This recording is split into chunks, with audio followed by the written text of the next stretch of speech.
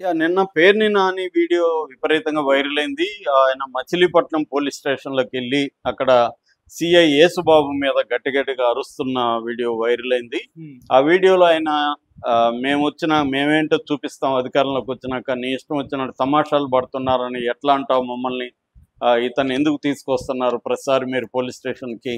అది ఇదని గట్టి గట్టిగా ఆయన మాట్లాడుతున్నాడు.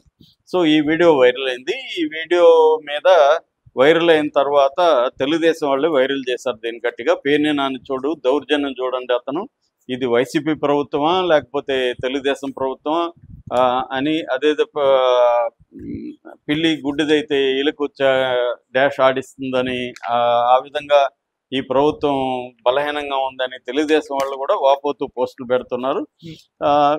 అట్లాగే దీని మీద ఎస్పీ విద్యాసాగర్ నాయుడు ఆయన నిన్న మీడియాతో మాట్లాడుతూ అతని మీద మేము కేసు పెడతాం, అతను ఒక దాన్ని ఏమంటారు విధుల్లో ఉన్న పోలీసు ఆఫీసర్ల మీద అతను దౌర్జన్యం చేసి విధులకు ఆటంకం కలిగించాడు కాబట్టి అతని మీద కేసు పెడతాను. ఇలాగ పోలీస్ స్టేషన్లు దౌర్జన్యం కరెక్ట్ కాదు, ఏదన్నా ఉంటే మామూలుగా మాట్లాడాలి, అడ్వకేట్ని తీసుకెళ్ళాలి, ఒక పద్ధతి మాట్లాడేది, పోలీసులకి ఎవరిని పిలిచి అయినా విచారించే హక్కు ఉంటుంది. సెక్షన్ 30 ఉన్నప్పుడు అక్కడ మెడికల్ కాలేజ్ దగ్గర వీళ్ళు వెళ్ళి ధర్నా చేశారు కాబట్టి అది చట్టవిరుద్ధం అయినప్పుడు వాళ్ళని పిలిచి ఎందుకు చేశారు మీరు ఏంటి అనేది విచారించే హక్కు పోలీసులకు ఉంటుంది కదా, దాన్ని భంగం కలిగించే విధంగా ఈయన గ్రూపును వేసుకొని పోయి ఇలా చేయడం కరెక్ట్ కాదు అనేది విద్యాసాగర్ నాయుడు చెప్పాడు ఎస్పీ.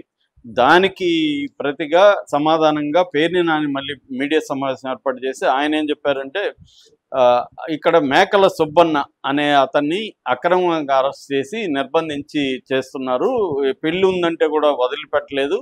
యాక్చువల్గా ఈయన మీద కేసు పెట్టినప్పుడు ఈయన అక్కడ పీడిఎం కోర్టుకి వెళ్ళారు, వాళ్ళ ఫ్యామిలీ పీడిఎం కోర్టు రిమాండ్ రిపోర్ట్ని కొట్టేసింది, అంటే కేసుని కొట్టేసింది, బెయిల్ కూడా ఇచ్చేసింది. అలాంటప్పుడు మళ్ళీ ఆయన్ని తీసుకొచ్చి పోలీస్ స్టేషన్లో నిర్బంధించడం అనేది కరెక్ట్ కాదు. దానికి వాళ్ళ భార్య నాకు ఫోన్ చేసి ఏడ్చింది, సార్ పెళ్లి పెట్టుకున్నాము అంటే కూడా వినకుండా కావాలని ఆయన్ని తీసుకెళ్ళి వేధిస్తున్నారు సార్ అంటే నేను పోలీస్ స్టేషన్కి వెళ్ళాను. వెళ్తున్నప్పుడు మేము మర్యాదగానే మాట్లాడాను, ఎందుకు తీసుకొచ్చారు, ఆల్రెడీ కోర్టు బెయిల్ ఇచ్చింది కదా, కోర్టు ఏమి కండిషనల్ బెయిల్ ఇవ్వలేదు, కోర్టు పైగా రిమాండ్ రిపోర్ట్ని కొట్టేసింది కదా అని నేను అడుగుతుంటే ఏం తమాషాలు చేస్తున్నారా అంటాడు సిఐ. అతను అలా అన్నప్పుడు నేను గమ్మున ఉండాలా, మమ్మల్ని ఏంది అతను తమాషాలు చేస్తున్నారు అనేది, అతను అక్రమంగా ఒక వ్యక్తిని తీసుకొచ్చి నిర్బంధిస్తే మేము ప్రశ్నించకూడదా, నిరసన చేసే హక్కు లేదా, 365 రోజులు మీరు సెక్షన్ 30 పెట్టేస్తే ఇంక నిరసన ఎలా తెలియజేయాలి దేని మీద అయినా, కాబట్టి మీరు మిమ్మల్ని ఎలా పెడతారు, మీరు 30 అనేది ఎప్పుడూ ఏదైనా ఉద్రిక్త పరిస్థితులు ఉంటే పెట్టాలి కానీ 24/7 365 డేస్ పెట్టేస్తే ప్రజలు నిరసన ఎలా తెలియజేయాలి, నిరసన తెలియజేయడం అనేది ఫండమెంటల్ రైటు.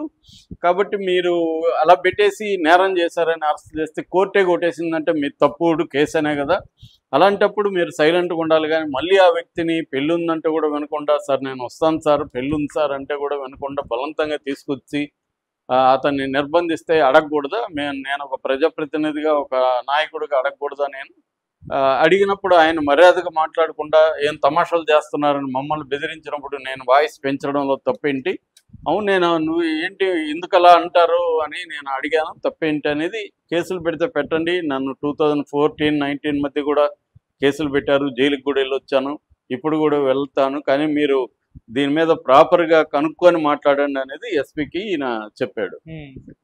సో ఓవరాల్గా ఇష్యూ చూసినప్పుడు ఏమవుతుందంటే, అంటే నేను ఏపీసీఎల్స్లో 5 ఏళ్ళు పనిచేశాను, ఆంధ్రప్రదేశ్ సివిల్ లిబర్టీస్ కమిటీలో, ప్లస్ నక్సలైట్ మూవ్మెంట్లో పనిచేశాను.